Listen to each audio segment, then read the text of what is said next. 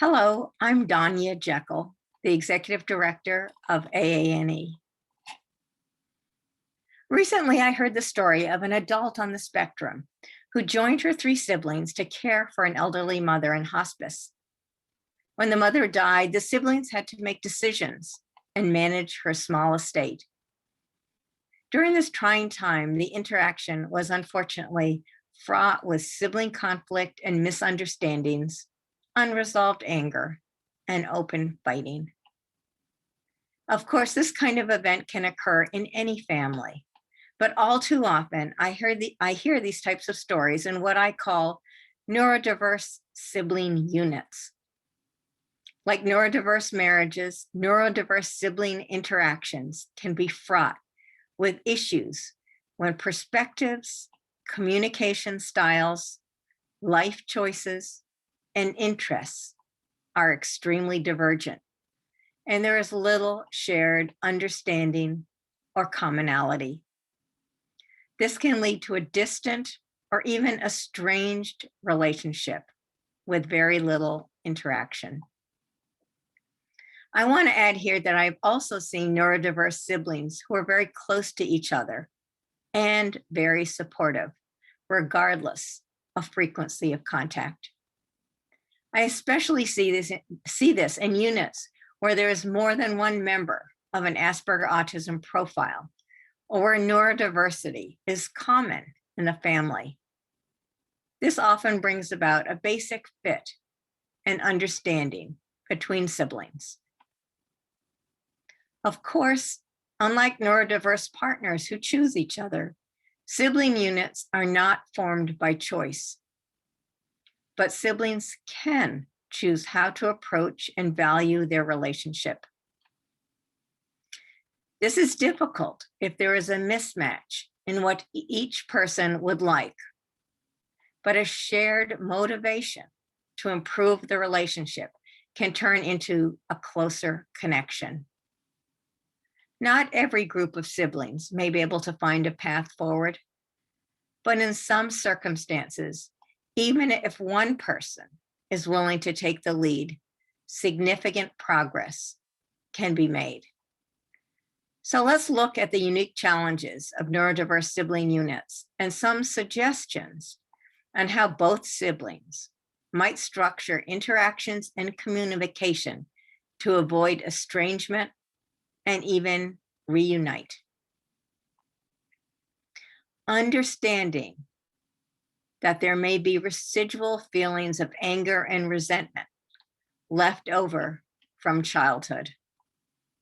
Sometimes the perception of the past may be completely different for siblings, as if they grew up in different families.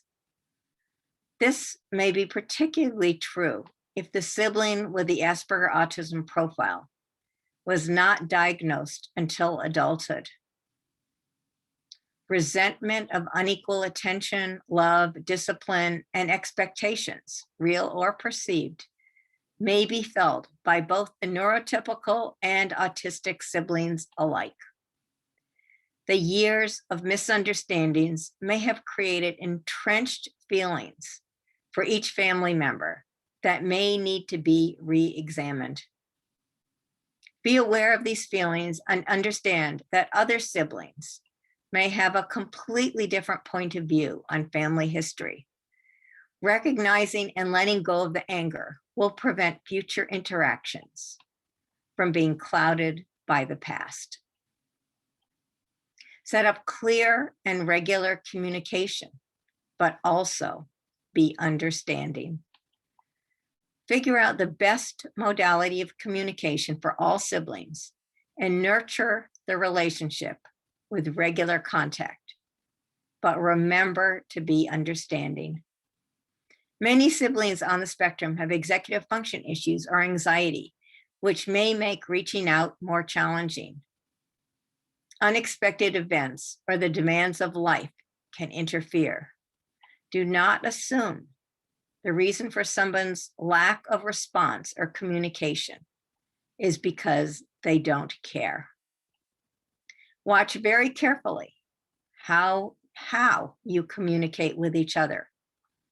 Avoid blame and accusations when confronted with differences in behavior or life choices. Don't discuss things that are going to bring up unnecessary conflict. Try not to dismiss the other person. Be understanding and supportive, even on small things or in areas that may not be as important to you. Learn from each other. The key here is to really listen. I've already mentioned that perceptions can be very different, and it is easy to fall back on assumptions about each other.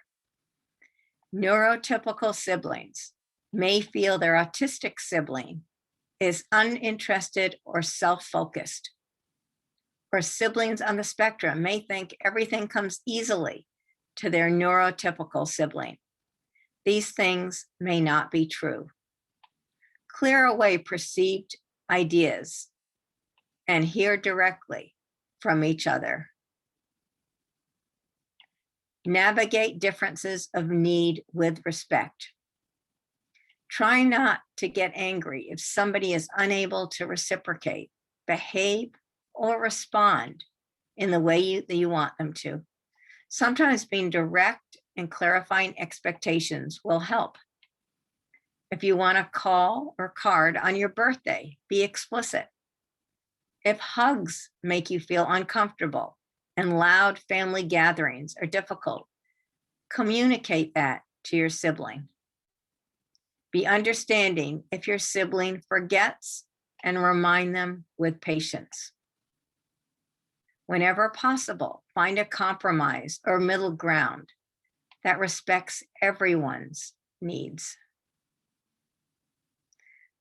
Sometimes an uninvolved outside perspective can help. If feelings have overwhelmed the relationship or communication seems to be parallel rather than interactive, use a neutral third party, such as a therapist. It should be someone who understands neurodiversity and can view the issues through both lenses. No matter the history, it is important to maintain an open mind that things can change and improve. By letting go of anger, showing flexibility, accepting different life choices and behaviors, siblings can take the first step together to form a stronger relationship. Thank you so much for listening. Take care and be safe.